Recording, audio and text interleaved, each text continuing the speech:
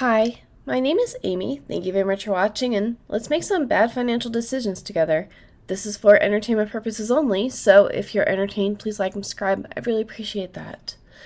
So, with the uncertainty of whether we're going to have a government that's functional, or if more departments of the government are going to experience layoffs, or if there's going to be a greater recession and everything, I think a lot of people are feeling very anxious about the future and how they should be acting in accordance to that. And I am pretty obsessive, and that's pretty apparent because I have this YouTube channel that talks about high income ETFs. And it started because I went through the short sale process for my condo, and the lender basically told me to die poor. And I figured out an actionable item, which was invest in high income ETFs, get enough investments so that if my condo winds up on the market for an extended period of time, I will have money from my investments instead of it draining my salary like it has been. Or once I got a renter, in case that my renter doesn't have money, I can cover my condo. And then now with the recession, can my investments, my high income ETFs, cover my salary and take home pay even without my renter? And like trying to get it to that point, that way my salary is nice, but I don't need my job like that. But not everybody's there, so let's do other things that you can do. You can go out and check your credit report. Make sure there's nothing weird on there. Then go to every single credit card you own and download a full year of history. And what that will do is, like a full year of credit card statements.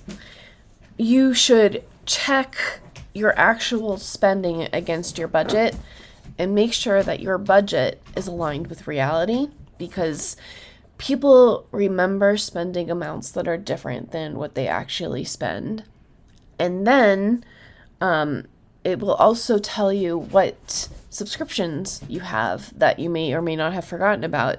You don't need to pay Rocket Money or any other subscription canceling service. You can go manually review your credit cards and get those canceled, because it's not that it's a one $5 subscription, it's that you have multiples of them and they really do add up. So if you can go without a few luxuries during the hard times, it'll be easier for you to come up with money. So hopefully you do have a 6-month emergency fund. And I have chosen a different route besides the traditional 6-month emergency fund, because my view is, would I rather have the 6-month emergency fund and then when there's an emergency, I spend the money and then I don't have the money anymore? Or do I want to work towards, what if I just get my equivalent in expenses to me every month? And that way, if I have saved for 6 months, but the typical recession is 10 months, what if I'm highly specialized and it takes me a year or two to get a new job? Well, a 6-month emergency fund, there's only so many expenses that you can cut out. So I think it's better to focus on, how can I be involved in the stock market, even if you feel very anxious. So that brings me to the SPY, which is cheap right now. And so if you have a 6-month emergency fund and you say, my expenses are $5,000 a month, then a 6-month emergency fund should look like $30,000. But you really do want to keep a month or so in cash. So that's like $25,000 that we're looking for, or at, with first SPY options. So a leaps is basically just you buy a call that's in the future. So the closer you get to expiration, the cheaper it is. And if you buy above the current price, whatever, like if you buy it at 585 and you sell a call at 557, then the difference you'll have to put up collateral. So what you could do, and this is the S&P 500, so it should generally go up over time, up and to the right. And if it doesn't for such a long period of time, we have other things to worry about. But what you could do is do, slightly, just in the money or just slightly out of the money, calls. And then, so you could do 2 or 3 leaps. And that's really going to help you with getting your monthly expenses. So, this is what I've done in March, and the first 2 weeks of March have been really down. And although I've gotten about, more than $1,500 per week for the SPY options, I've been getting around $1,000 these weeks. And the reason for that is because volatility is up, and I'm able to, because I now became a pattern day trader, ping pong. This is just one SPY leap, by the way. I can only afford one at the moment. So that's $1,000 a week for one SPY option during a down market. But if you look back, I've been keeping track of this, and I've been getting anywhere between $200 and $40. My attitude has been, once I get to my price point in options earned for the week, I just kind of stop. So that's why we have some at $40 and we have some at $200, and then mostly around $300. And then when it got really bad and I'm really trying to get more money, you can ping pong your covered call forward and backwards and up and down, and you can make a lot of money. So if you say, like, I have 2 or you have 3 and you get like $400 in premium every week, which is really, it's doable, then you could have $5,000 that you've earned, and that can really help. And any leftover money you can put into some kind of high income ETF, because if you use high income ETFs, let's say you have like that $25,000, like you still won't be getting $5,000 monthly for the most part.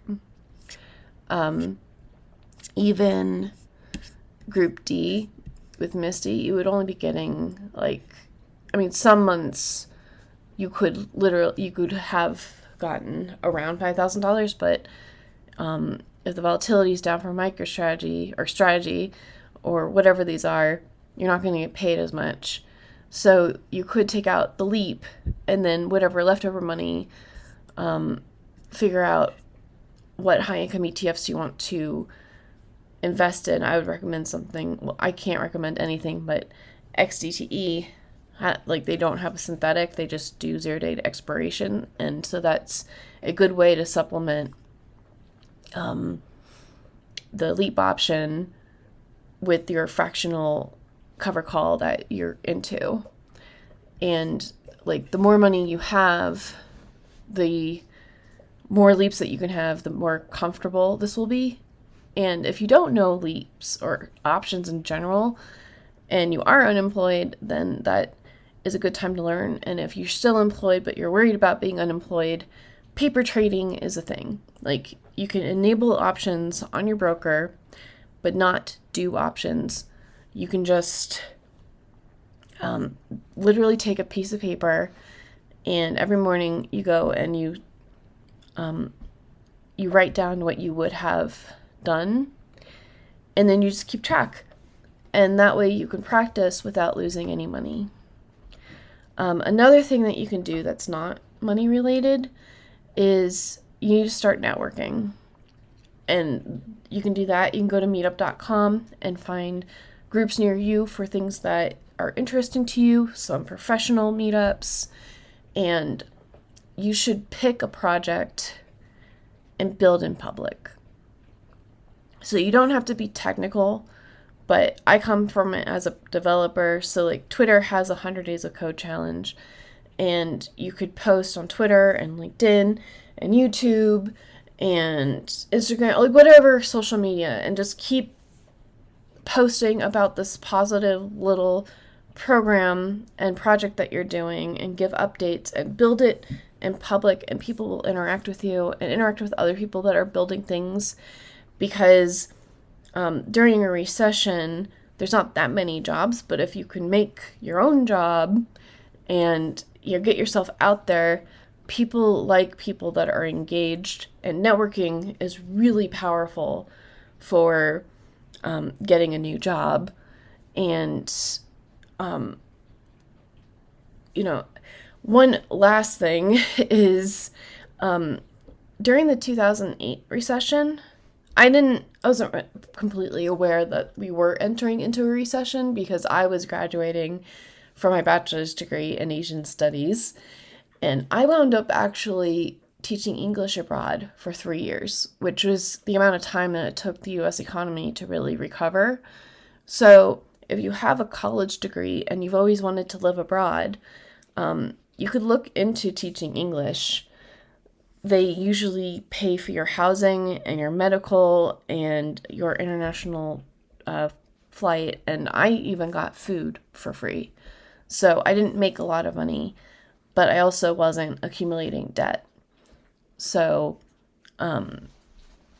there's so many things. I like to have something to do, an action item, something tangible to work towards, in order to not feel quite so anxious, because most people don't just have $500,000 laying around that they can do the regular dividend strategy of SDHD. And if you don't have a 6-month emergency fund, hi, yes, I know that we are only looking into financial literacy during the bad times, and I'm so sorry that this time's going to be rough for you. But now we know, and when you get back on stabler footing, we're going to really, really get our 6-month emergency fund. But in the meantime, do you have a Roth IRA? Do you have a 401k? Can you get cash advances on your credit card? Like, can you get a personal loan? Like, what are your options for getting money?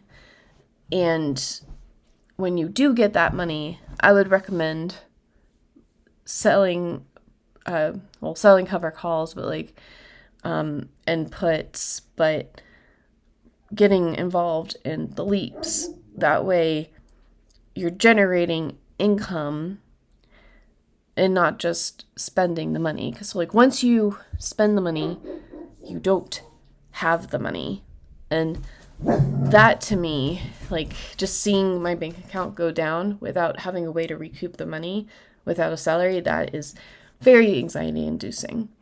So hopefully this helps somebody, and I'll talk to you all later. What are your plans for a recession? And yeah, I'll talk to you later. Bye.